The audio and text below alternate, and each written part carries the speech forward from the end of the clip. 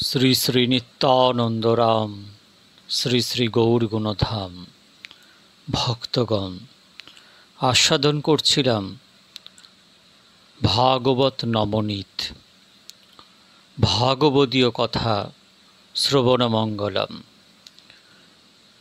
এর পূর্বে আমি আস্বাদন করেছিলাম যে শুকদেবজি মহারাজের প্রকট কীভাবে জগতে হয়েছিল।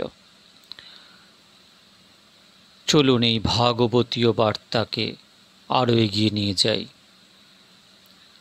শ্রী শুকদেবজির বৈরাগ্য এবং গৃহত্যাগ। বেদে উপনিষদে এমন দুজন বিশিষ্ট সন্তের নাম উল্লেখ রয়েছে যারা জন্ম থেকেই মুক্ত পুরুষ। শুক ও মুক্ত, বামদেব মুক্ত। একজন হলেন বামদেব ঋষি, কখনো মায়ার স্পর্শ হয়নি তার জীবনে। আর শুকদেবজি মহারাজ জন্ম থেকেই তার জ্ঞান, বৈরাগ্য, ভক্তি এই তিন পরিপূর্ণ রূপে ছিল। জং প্রবজ্জন্তম অনুপেতম এতকৃত্যং দ্বৈপায়ন বিরহ কাতর আজুহাব পুত্রেতি তন্মতয়া তরোবোহ ভীনেদুস্ত্বং সর্বভূত হৃদয়ং মুনিমানতোস্মি। শ্রীমদ্ভাগবত মাহাত্ম্য প্রথম অধ্যায়ের দ্বিতীয় শ্লোক। যেহেতু জ্ঞান, বৈরাগ্য এবং ভক্তি এই তিনই শুকদেব মহারাজের মধ্যে পরিপূর্ণভাবে ছিল, তাই তিনি 7 দিনে পরীক্ষিতকে মুক্তি প্রদানে সমর্থ ছিলেন। পরীক্ষিতের প্রশ্ন ছিল, 7 দিনে কে আমাকে মুক্তি প্রদান করাতে পারেন? জ্ঞান, বৈরাগ্য এবং ভক্তি এই তিন যেখানে পরিপূর্ণ, সেখানে 7 দিবসে মুক্তি হতে পারে। শুকদেবের মতো অধিকারী সিদ্ধ সদ্গুরু হলে 7 দিন তো অনেক। কেবলমাত্র প্রেমের সঙ্গে স্পর্শ করা মাত্র পরমাত্মার দর্শন হতে পারে। গঙ্গার তীরে শুকদেবজি মহারাজ রাজা পরীক্ষিতকে ভাগবত শ্রবণ করিয়েছিলেন। অনেক জীবের কল্যাণের জন্য শুকদেবজি গৃহত্যাগ করেন। তাতে মায়ের দুঃখ হলো। তিনি ভাবলেন, আমার পুত্র যদি বিবাহ না করে, না করুক, কিন্তু গৃহে অবস্থান করুক। আমার বালক এমন যে তাকে দেখলে মন পবিত্র হয়ে যায়, ভগবানের কথা স্মরণে আসে। ব্যাসদেব তখন তাকে বোঝাতে চেষ্টা করে বলেন, যা অতিশয় প্রিয় লাগে তা ভগবানকে অর্পণ করো। সাধারণ মানুষের স্বভাবই এমন যে ভালো লাগা বস্তুটি নিজের জন্য রেখে দেয়, আর ভালো নয় এমন বস্তু অপরকে প্রদান করে থাকে। ভালো বস্তুটি আমার জন্য রাখা, এরই নাম আসক্তি। আর ভালো বস্তুটি অপরকে দিব, এর নাম ভক্তি। ব্যাসদেব স্ত্রীকে বলছেন, তোমার পুত্র অনেক জীবের কল্যাণ করবে, কিন্তু তা সত্ত্বেও হে পুত্র, হে পুত্র এই বলে ব্যাসদেব পুত্রের পেছনে দৌড়াতে লাগলেন। তখন শুকদেবজি মহারাজ বললেন, কে পুত্র এবং কে পিতা? পরমাত্মার পেছনে গমন করুন। পিতা পুত্রের সম্বন্ধের মধ্যে কেবল বাসনা রয়েছে। বাসনা থেকেই জীব পিতারূপে পরিণত হয়, বাসনা থেকেই জীব পুত্ররূপে পরিণত হয়। ঈশ্বরের সঙ্গে জীবের যে সম্বন্ধ, ইহাই যথার্থ সম্বন্ধ। আমাকে অনুসরণ করছেন কেন? আপনি অনেকবার পুত্র হয়েছেন, অনেকবার আমি পিতা হয়েছি। কে পিতা, কে পুত্র? পূর্বজন্মের আপনার পুত্র এই জন্মে কোথায় রয়েছে? পূর্বজন্মের যে স্বামী বা স্ত্রী প্রাণপ্রিয় ছিলেন, এই জন্মে কোথায় রয়েছেন? এসব বাসনারই খেলা, বস্তুত জীব ঈশ্বরের অংশ। গৃহের প্রতি প্রবল বাসনা রেখে মৃত্যু হলে সেই বৃদ্ধ ব্যক্তি মৃত্যুর পরে সেই গৃহে বালক রূপে জন্মগ্রহণ করেন। কত লোক তখন বলেন এই শিশু বালকের মুখ তার দাদুর মতো মনে হচ্ছে। সে দাদুর মতো কেন? দাদুই পুত্ররূপে জন্ম নিয়েছেন। যিনি পিতা ছিলেন তিনি পুত্ররূপে জন্মগ্রহণ করেছেন, গৃহের প্রতি তার আসক্তি ছিল বলে। সুখদেবজি মহারাজ পিতাকে বলছেন, পিতা আমাকে কেন অনুসরণ করছেন? পরমাত্মার পেছনে অগ্রসর হন, নরনারায়ণেরই অংশ, নারায়ণের পিছনে অগ্রসর হন। নর নারায়ণেরই অংশ, নারায়ণের পিছনে অগ্রসর হন। আমার পেছনে অগ্রসর হয়ে কী লাভ? সুখদেবজি মহারাজ মহর্ষি ব্যাসদেবকে উপলব্ধি করালেন, পুত্রেতি তন্মতয়া তরবৌহভিনেতুস্ত্বা সর্বভূত হৃদয়ং মুনিমানত অস্মি। গঙ্গার তীরে সন্ত সমাজে সুখদেবজি মহারাজ এই দিব্য কথা শ্রবণ করিয়েছিলেন। সুখদেবজি মহারাজ যখন কথা করছিলেন তখন মহর্ষি ব্যাসদেবও সেখানে কথা শ্রবণের জন্য উপস্থিত হয়েছিলেন। ব্যাসদেবজি বললেন, আমার মনে হয় আমার পুত্র আমার চেয়েও শ্রেষ্ঠ। তার জ্ঞান, বৈরাগ্য, তার প্রেম, লক্ষণা, ভক্তি অলৌকিক। সুখদেবজির কথা শ্রবণ করে ব্যাসদেব খুবই আনন্দিত হলেন। ভাগবত কথা কীর্তনের দ্বারা সফল হয়। কথায় 16 আনা ফল প্রাপ্তি হোক, পুণ্য প্রাপ্তি হোক, এরূপ ইচ্ছা হলে আপনি কথায় প্রেমের সঙ্গে কীর্তন করুন। কথায় বক্তা ভগবত গুণগান করে থাকেন, ভগবানের মঙ্গলময় লীলার বর্ণনা করে থাকেন। গুণসংকীর্তন, লীলা সংকীর্তন, নাম সংকীর্তন দ্বারা কথা সফল হয়ে থাকে। বক্তা শ্রোতা খুব প্রেমের সঙ্গে ভগবানের নাম যখন কীর্তন করেন তখনই কথা সফল হয়ে থাকে। কীর্তনে সংকোচ রাখতে নেই। কীর্তনে সংকোচ বোধ হলে ধরে নিতে হবে এখনও অনেক পাপ রয়েছে। কীর্তন করতে লজ্জা আসবে কেন? বৈষ্ণবগণ পাপ কার্য করতে লজ্জাবোধ করেন। যার ভগবানের নাম করতে লজ্জাবোধ হয় সে ব্যক্তি বৈষ্ণব নয়। আপনি প্রভুর প্রিয় পাত্র, আপনি বৈষ্ণব, আপনারা সকলেই ভগবানেরই অংশ। এইবার কথা মহিমা কীর্তিত হয়েছে। পরমাত্মা শ্রীকৃষ্ণের নাম স্বরূপ এই ভাগবত শাস্ত্র। ভগবান এই সংসারে নিজ স্বরূপকে লুকিয়ে রেখেছেন।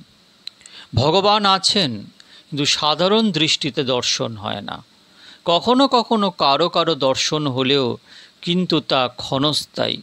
দর্শন দিয়ে তিনি অদৃশ্য হয়ে যান। কিন্তু ভগবান তার নামকে সদা প্রকাশ করে রেখেছেন। ভগবানের নামকে মানুষ আশ্রয় করতে পারে। যে শক্তি ভগবানের মধ্যে রয়েছে সেই একই শক্তি ভগবানের নামের মধ্যেও রয়েছে। যেখানে নাম সেখানেই ভগবান।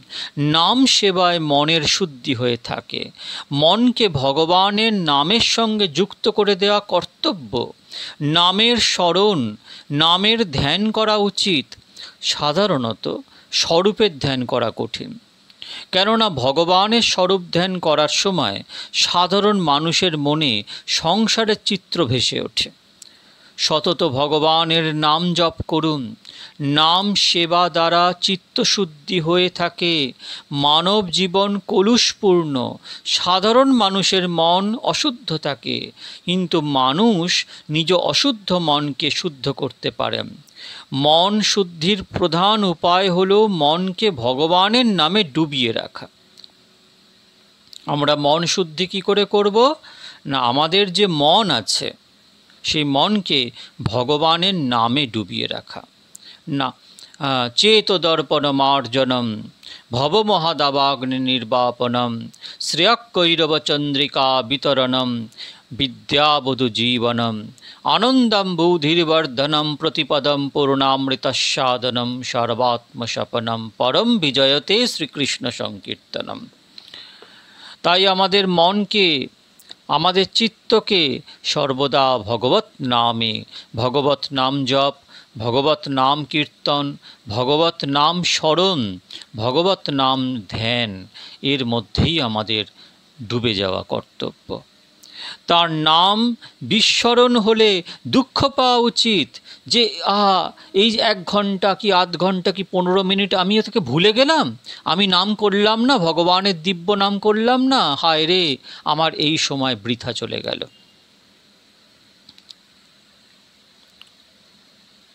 ভগবানের নাম অমৃতের চেয়েও মধুর, আনন্দ প্রদানকারী। যিনি সদা অখণ্ড জপ করেন তার ভগবত উপলব্ধি হয়। তাহলে ভগবত উপলব্ধি কার হয়? যিনি সদা মানে সর্বদা 24 ঘন্টা অখণ্ড নাম জপ করেন, তার ভগবত উপলব্ধি হয়। জগতের সকল প্রসিদ্ধ সন্ত এবং মহাত্মাগণই অখণ্ড নাম সেবা করে আপ্তকাম হয়েছেন। ভাগবত ভগবান শ্রীকৃষ্ণের নামেরই স্বরূপ। নৈমিষারণ্যে একবার শৌনকাদি মুনিগণ সূর্যিকে প্রশ্ন করেছিলেন, আজ পর্যন্ত আমরা অনেক কথা শ্রবণ করেছি, সব কথার সারতত্ত্ব কী তা আমাদেরকে বলুন। অনেক লোক বহু পুস্তক পাঠ করে থাকেন, ইহা ভালো কিন্তু উত্তম নয়। বহু পুস্তক পাঠে শব্দজ্ঞান বৃদ্ধি হয়ে থাকে, কিন্তু প্রত্যেক পুস্তকে অল্প হলেও মতভেদ থাকে। সেই মতভেদ সাধকের মনকে অল্প হলেও চঞ্চল করে দেবে। নৈমিষারণ্যে উপস্থিত ঋষিগণ বালকৃষ্ণের সেবক ছিলেন। যার সেবা করা হয় তার গুণ সেবকের মধ্যে প্রবেশ করে থাকে। শ্রীকৃষ্ণ সারভোজী, শ্রীকৃষ্ণের সেবক বৈষ্ণবগণও সারভোজী। তাই ঋষিগণের জিজ্ঞাসা, সব কথার সার কি তা আজ আমাদেরকে বলুন। আমাদের সার নিয়ে কাজ, না হলে তো শব্দজাল মহারণ্য চিত্তভ্রমণ কারণম। আদি গুরু শঙ্করাচার্য। মাখন মিশ্রি বালকৃষ্ণ ভগবানের খুব প্রিয় বস্তু। মাখন দুধের সারাংশ। 1-2 সের দুধ পান করলে পেটে বায়ু হতে পারে, পেট ভার হতে পারে, কিন্তু 1-2 তোলা মাখন খেলে পেট ভারী হয় না, শীঘ্র শক্তি আসে। ভাগবত সকল বেদ পুরাণের সার। ইতি অশেষ সমান্নায় পুরাণ উপনিষদৌ রস। ঋষিগণ বলেছেন যে কথায় জ্ঞান বৈরাগ্যের সঙ্গে ভক্তিপুষ্ট হয় সেই কথা শ্রবণ করান। কথা শ্রবণের পরে সংসারের বিষয়ে অরুচি হলে, পাপ কার্য ত্যাগ করার ইচ্ছা হলে, প্রভুর প্রতি প্রেম ও ভক্তি বৃদ্ধি হলে, পূর্বকৃত পাপের জন্য অনুশোচনা হলে, স্বভাব চরিত্র সংশোধিত হলে বুঝতে হবে যে কথা শ্রবণে ফল হয়েছে। যথার্থরূপে কথা শ্রবণ করা হলে শ্রবণের পরে নবীন জন্ম লাভ হয়, আর তা না হলে ধরে নিতে হবে যে সঠিকভাবে কথা শ্রবণ হয়নি।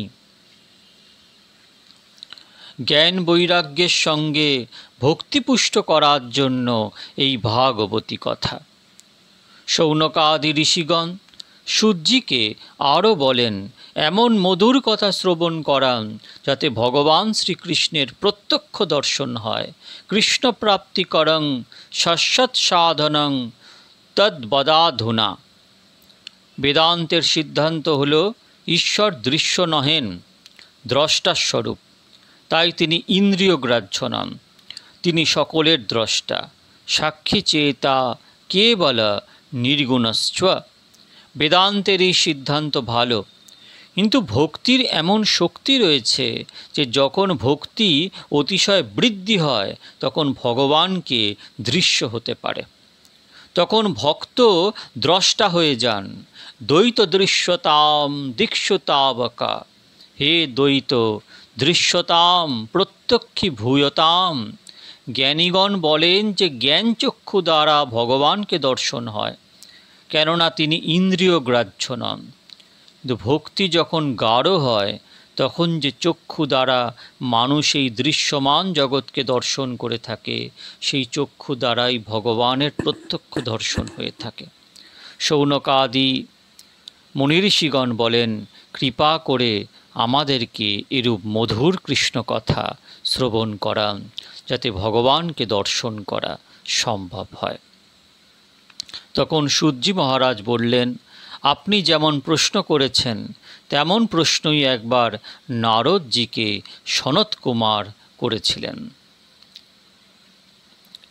একবার বিশালা ক্ষেত্রে গঙ্গার তীরে সনকাদি ঋষিগণ অবস্থান করছিলেন। একদা হি বিশালায়ং চত্বারো ঋষিয়ো মলা সৎসঙ্গার্থং সময়াতা দদৃশুস্তত্র নারদম। শ্রীমদ্ভাগবত মাহাত্ম্যম প্রথম অধ্যায় 25তম শ্লোক। বদ্রীনারায়ণ ভগবানের এক নাম বদ্রী বিশাল লাল। যে সকল বৈষ্ণবগণ বদ্রীনারায়ণ যাত্রা করেন তারা অবগত আছেন যে যখন সেখানে ভগবানের জয় জয়কার করা হয় তখন বলা হয় বদ্রী বিশাল লাল কি জয়। সূর্যবংশে বিশাল নামে এক রাজা ছিলেন। সেই বিশাল রাজা গঙ্গার তীরে 1000 বছর ধরে তপস্যা করেছিলেন। ভগবান নারায়ণ তার সম্মুখে প্রকাশিত হয়ে তাকে বর প্রার্থনা করতে বলেন। রাজা বললেন, আপনার দর্শন প্রাপ্তির পর কি আর বর প্রার্থনা করব? এরূপ কৃপা করুন যাতে আপনার অখণ্ড দর্শন করতে পারি। ভগবান বললেন, তথাস্তু। তবু আমার ইচ্ছা যে তুমি অপর কোনো বর প্রার্থনা করো। রাজা বিশাল বর প্রার্থনা করলেন যে এই তপভূমিতে আপনার অখণ্ড নিবাস হোক। 1000 বছর তপস্যার পরে আপনি আমাকে দর্শন দিয়েছেন। এইভাবে কৃপা করুন যেন এখানে এসে কেউ অল্প ভক্তি করলেও আপনার দর্শন শীঘ্র লাভ হয়। কেননা কলিযুগে মানুষের জীবনের আয়ু অল্প হয়ে থাকে।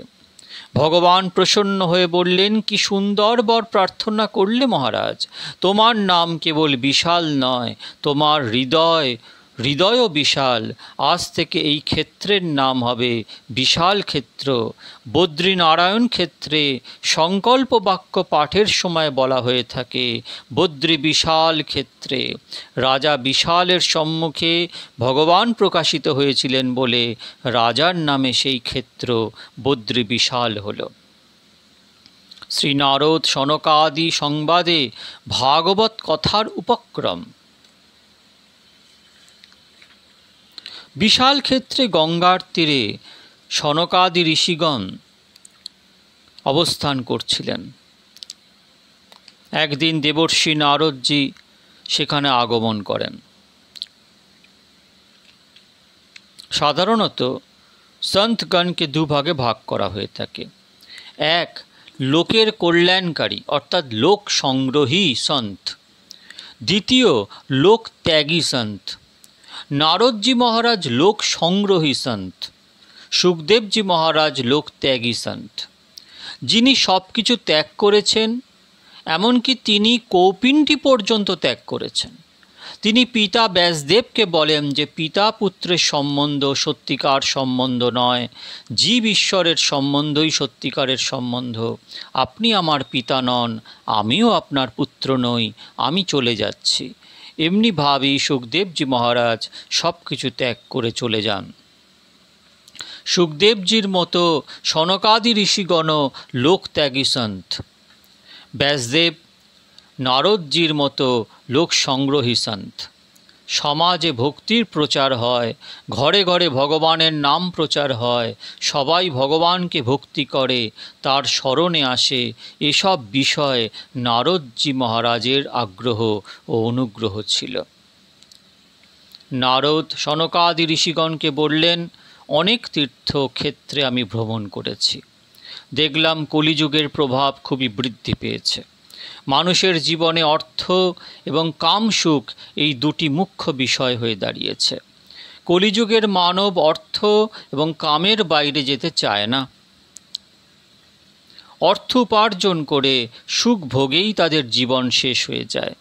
কলিযুগে ভক্তি, জ্ঞান, বৈরাগ্য ছিন্ন ভিন্ন হয়ে গেছে। জ্ঞান বৈরাগ্য প্রায় লুপ্ত হয়ে গেছে। নারদ বললেন, কিছু মানুষের জগৎ দেখার খুব ইচ্ছা জাগ্রত হয়ে আছে, কিন্তু জগৎপতি যিনি জগৎকে সৃষ্টি করেছেন তাকে দর্শনের ইচ্ছা তাদের জাগ্রত হয় না। জীব ভোগ প্রধান হয়ে গেছে। একটু চিন্তা করলে বোঝা যাবে যে আমাদের বর্তমান জীবনের কথাই নারদজি মহারাজ বলেছেন। মানব হৃদয় যেন বৃন্দাবন, বৃন্দাবনে ভক্তি জ্ঞান ও বৈরাগ্য নিবাস করে। কিন্তু আজ জ্ঞান বৈরাগ্য প্রায় লুপ্ত হয়ে গেছে, ভক্তিও ছিন্ন ভিন্ন হয়ে গেছে। বর্তমানের ভোগ প্রধান জীবনে ভগবান গৌণ, অর্থ মুখ্য হয়ে দাঁড়িয়েছে। ভক্তি সবারই হৃদয়ে আছে, ভক্তি ভগবানেরই শক্তি। যে ব্যক্তি এরূপ বলেন আমি ঈশ্বরে বিশ্বাস করি না, ভক্তি এবং ধর্মকে মানি না, এরূপ নাস্তিকের হৃদয়ের মধ্যেও ভক্তি সুপ্তরূপে বিরাজমান আছেন। এমনও দেখা যায় যে সেই নাস্তিক অতিশয় দুঃখে পতিত হলে অনুভব করতে পারে যে এই সবই ভগবানের অধীনে এমন এক দিব্য শক্তি রয়েছে, যার অধীনে এই সংসার স্থিত রয়েছে। অতি দুঃখে অনেক সময় নাস্তিক ও আস্তিকে পরিণত হয়, তখন ভগবানকে স্বীকার করতে শুরু করে এবং তার কাছে প্রার্থনা করে। মানুষ ভালো ভালো পুস্তক পাঠ করে থাকে, কিন্তু তাদের ব্যক্তিগত জীবন কতটুকু ভালো সেদিকে নিজেদের দৃষ্টি দেয় না। কথা বলার সময় সে বলে এই পুস্তকটি খুব ভালো। ওরে, পুস্তকটি তো ভালো, কিন্তু তোমার জীবন কতটুকু ভালো তা বিচার করে দেখো। তা না করলে পুস্তক পাঠে বিশেষ লাভ হয় না। কোনো কোনো ব্যক্তি ভালো ভালো কথা শ্রবণ করেন, কিন্তু তা মনন করেন না। কথা শ্রবণের পরে কথা মনন করা আবশ্যক। মনন করা চাই, আমি আজ কি শ্রবণ করলাম। আজ আমি কথায় শ্রবণ করেছি যে মন্দিরে গিয়ে ভগবানকে দর্শন করা ইহা সাধারণ দর্শন, আর মন্দিরের বাইরে এসে প্রত্যেক মানুষকে ভগবান রূপে দর্শন করা বিশেষ দর্শন। বহুনাম জন্মনাম অন্তে জ্ঞানবানাং প্রপদ্যন্তে বাসুদেব সর্বমিতি সমহাত্মা সুদুর্লভ। পশু পক্ষী জড়বস্তু সর্বস্থানে ভগবত দর্শন করা ইহা অপরোক্ষ দর্শন। কথার এক একটি সিদ্ধান্তকে স্মরণ করুন। কোন কোন ব্যক্তি কথা শ্রবণ করে বাড়ি ফিরে এসে যা কিছু শ্রবণ করেছেন সবই যেন ভগবানকে অর্পণ করে দেন, অর্থাৎ বিস্মৃত হয়ে যান। তা ঠিক নয়। আমি কি শ্রবণ করেছি, আজ কথায় আমার জন্য বিশেষ শিক্ষণীয় কী রয়েছে তা মনন করা খুব আবশ্যক। শ্রবণ মননের দ্বারা সফল হয়ে থাকে। আজকাল মানুষ ভজন কীর্তন খুবই অল্প করে থাকেন। কীর্তন ভক্তি যেন বিনষ্টই হয়ে গেছে। সংকীর্তন শুদ্ধ ভাবের সঙ্গে হওয়া চাই। আজকাল কীর্তন ভক্তি যেন লোপ পেয়ে গেছে। মান এবং দ্রব্যের ওপর লোভ আসাতে মানুষ জগৎকে দেখানোর জন্য কখনো বাইরে মন্দিরে গিয়ে ভজন কীর্তন করে থাকেন, এও ঠিক, কিন্তু তা উত্তম নয়। গৃহের দরজা বন্ধ করে একান্তে কীর্তন করা উত্তম, তাতে মন পবিত্র হবে। কীর্তন জগৎকে শোনাবার জন্য নয়, ভগবানের নামে তন্ময় হবার জন্যই কীর্তন। কীর্তন ভক্তি আজ কলুষিত হয়ে যাচ্ছে। আজ অনেক কীর্তনিয়ার হৃদয়ে শুদ্ধ ভাব নেই। কীর্তি আছে, প্রতিষ্ঠা আছে, দ্রব্যলোভ এসে গেছে। অভিমানং সুরাপানম গৌরবং রৌরবং তথা প্রতিষ্ঠা সুকরী বিষ্ঠা ত্রিণী তক্তা হরিম ভজেত। আজ পূজা অর্চনার ভক্তিও ছিন্ন ভিন্ন হয়ে গেছে। ভগবানের জন্য ফুল কেনার জন্য বাজারে গিয়ে হয়তো দেখলেন যে আজ ফুলের দাম একটু বেশি, তখন 4-5 টাকা দিয়ে অধিক সুগন্ধি সুন্দর ফুল কেনার আর ইচ্ছা জাগে না। কত লোক তো ভগবানকে বুঝিয়ে দেন এই বলে, হে ভগবান তুমি তো ভাবের ক্ষুধার্ত। ঝংরু ফুল অতি সাধারণ এক ফুল, তোমার জন্য নিয়ে এসেছি। ওরে ভাই, ভগবান ভাবের ক্ষুধার্ত আর তুমি কিসের ক্ষুধার্ত? তখন হয়তো ভগবান বলেন, তোর দাদুর দাদু হলাম আমি সব জানি। তুই শরীরের সুখের জন্য কত টাকা খরচা করিস, আর আমার জন্য 10-20 টাকা খরচা করতে সংকোচ হয়? আজ দেহের পূজা খুব বেড়ে গেছে। আজ মানুষ সারাদিন ধরে নিজের দেহেরই পূজা করে থাকেন। দেব পূজা গৌণ হয়ে গেছে বলে পূজা অর্চনা ভক্তি আজ যেন ছিন্ন ভিন্ন হয়ে গেছে। একদিন আমি একজন ব্যক্তিকে জিজ্ঞাসা করেছিলাম, আপনি ভগবানের সেবা পূজা করেন কি? তিনি জবাব দিলেন, মহারাজ, আমার অবসর নেই। হয়তো শরীরে সাবান লাগিয়ে আধ ঘন্টা ধরে স্নান করার অবসর তাঁর আছে। কত লোকে শরীরে খুব সাবান মাখেন। বেশি সাবান লাগালে কি তোমার শরীরের রং বদলাবে? ভগবান আর শরীরে যেরূপ রং দিয়েছেন তা বদলাবার নয়। মানুষ আজ দেহের সাজসজ্জা, দেহের সেবা অধিক করেন। তারা বিলাসী জীবনযাপনে সময় কাটায়। তাই দেহের পূজা মুখ্য আর ভগবানের পূজা গৌণ হয়ে গেছে। এরূপ জীবন ভগবৎ বিমুখ করে থাকে। এটা আমাদেরই বর্তমান জীবন কথা। ফলে আজ জীবনে অর্থ মুখ্য হয়েছে, পরমাত্মা গৌণ হয়েছে। জীবনে কাম সুখ মুখ্য হয়েছে, ভক্তি গৌণ হয়েছে।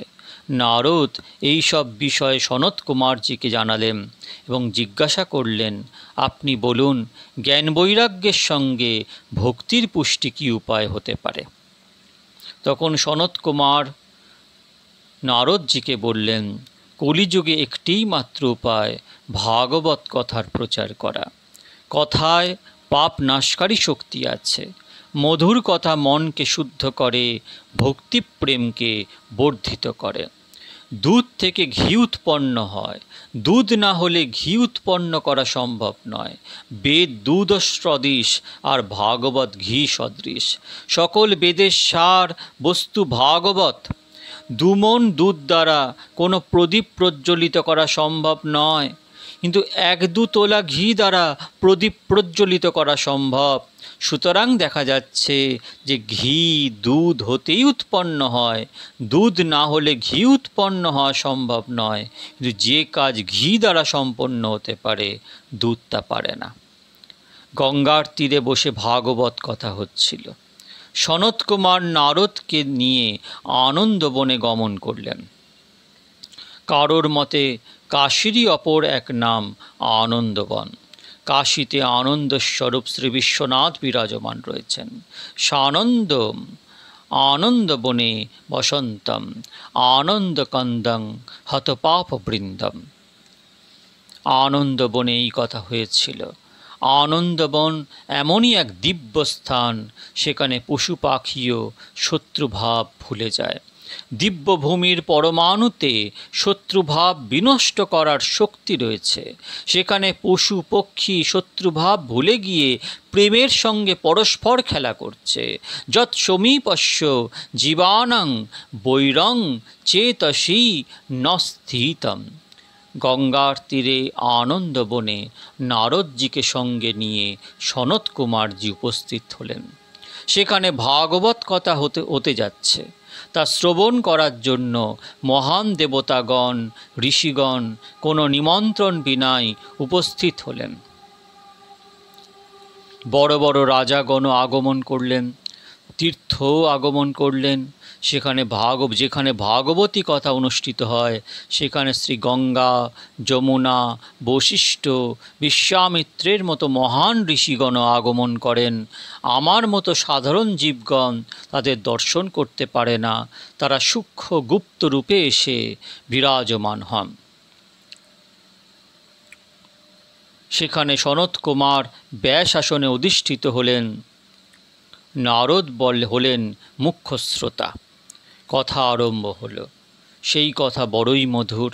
যারা প্রেমের সঙ্গে কথা শ্রবণ করেন, কর্ণ তারা ভগবান তাদের হৃদয়ে বিশেষ রূপে স্থিত হন।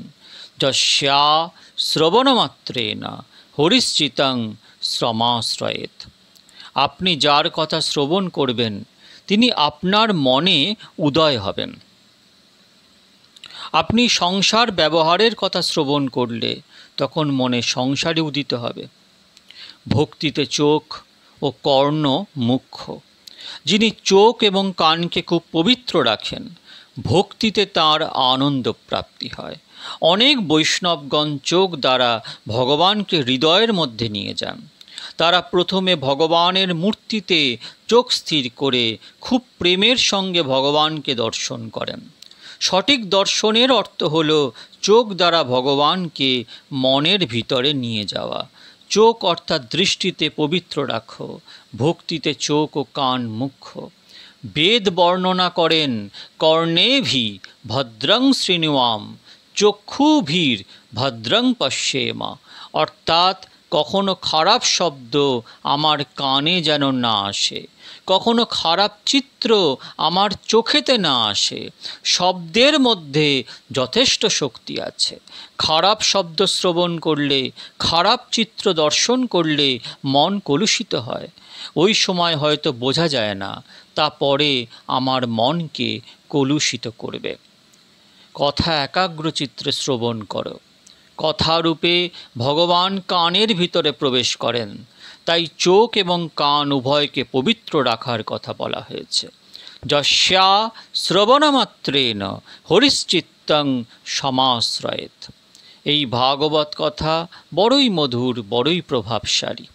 ভগবান স্বধামে গমনের সময় নিজ দিব্য শক্তি এই ভাগবত শাস্ত্রে রেখে গেছেন।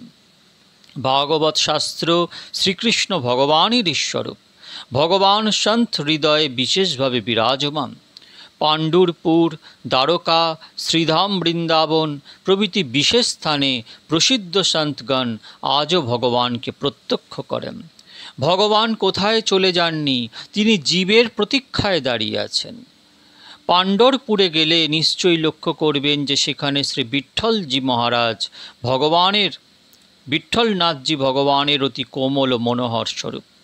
দর্শন করার সময় মনে হয় ভগবান যেন কারো প্রতীক্ষায় আছেন, যেন ভগবান বলছেন, হে জীব আমার, এই জীব আমার জীব আমাকে ভুলে গেছে, আমার জীব নিজ স্ত্রীর, নিজ স্বামীর দিকে চলে গেছে। বস্তুত জীব জগতের নয়, জীব ঈশ্বরের। কৃষ্ণ ভুলি সেই জীব অনাদি বহির্মুখ, তাই মায়া তারে দেয় সংসার দুঃখ। কবু স্বর্গে উঠায়, কবু নরকে ডুবায়, বন্দিজনে রাজা যেন নদীতে চুবায়। অনাদি অনন্তকাল হতে তটস্থা শক্তি জীব, একটা তটে অবস্থানকারী শক্তি জীব, যার একদিক মায়ার রাজত্ব, একদিক ভগবত রাজত্ব। ভগবান তো জীবের দিকে চেয়ে আছে, জীব অনাদিকাল ধরে ভগবত বহির্মুখ বলে মায়ার দিকে চেয়ে আছে। তাই কৃষ্ণ বলি সেই জীব অনাদি বহির্মুখ, তাই মায়া তারে দেয় সংসার দুঃখ। কবু স্বর্গে উঠায়, কবু নরকে ডুবায়, বন্দিজনে রাজা যেন নদীতে, দণ্ডজনে রাজা যেন নদীতে চোবায়।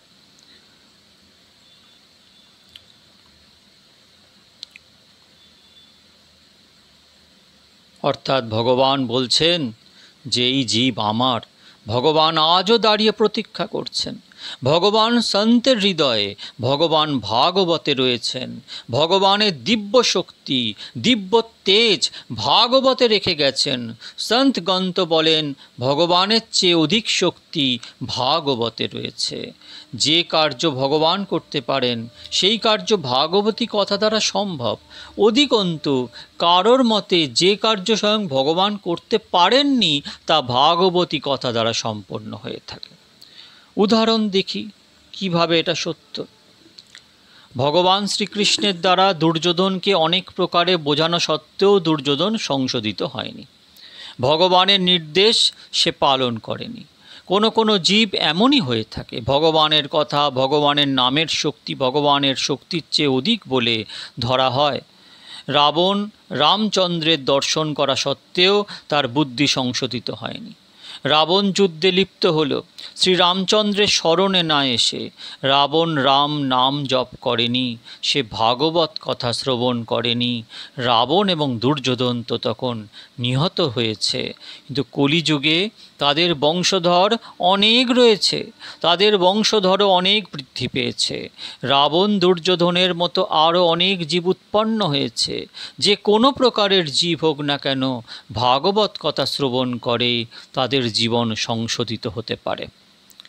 বক্তা যদি খুব বিবেকের সঙ্গে কথা বলেন তাহলে নাস্তিকের কথা শ্রবণে আনন্দ আসে। কথা শ্রবণের পরে অনেক সময় নাস্তিকও আস্তিকে রূপান্তরিত হয়। কখনো কখনো গণ্ডগ্রামের এমন লোকও দেখা যায় যারা শ্রীকৃষ্ণের সম্বন্ধে কিছু জ্ঞানই ছিলেন না, তখন কথা শ্রবণের পরে তাঁদের মুখে শোনা যায়, এখন শ্রীকৃষ্ণের সম্বন্ধে কিছু জানতে পেরে ইচ্ছা হচ্ছে শ্রীকৃষ্ণের সেবা করি, তার নাম কীর্তন করি। নাস্তিকও কথা শ্রবণ করে আনন্দ লাভ করেন এবং নিজ জীবন সংশোধনের সুযোগ লাভ করতে পারেন। যত বড় পাপীই হোক না কেন, কথা শ্রবণ করে সে তার জীবন সংশোধন করতে পারে। পাপ নাশ করার এরূপ মহান শক্তি কোথায় রয়েছে? ভক্তগণ, শ্রীমদ্ ভাগবত মাহাত্ম্য কীর্তিত হচ্ছে ভাগবত নবনীত এই গ্রন্থের। আজকে এখানেই আমি আমার ভাগবতীয় কথাকে শান্ত করছি। পরের দিন গোকর্ণ উপাখ্যান নিয়ে আপনাদের কাছে হাজির হব। দেখব যে ভাগবত যে শ্রবণমঙ্গলম, সেটা কতটা সত্য, কারণ শ্রবণ করলেই মুক্তি। এই উপাখ্যান পরের দিন আস্বাদন করব। আজ এটুকুই, আপনারা ভালো থাকবেন। শ্রী শ্রী নিত্যানন্দ রাম, শ্রী শ্রী গৌরগুণধাম।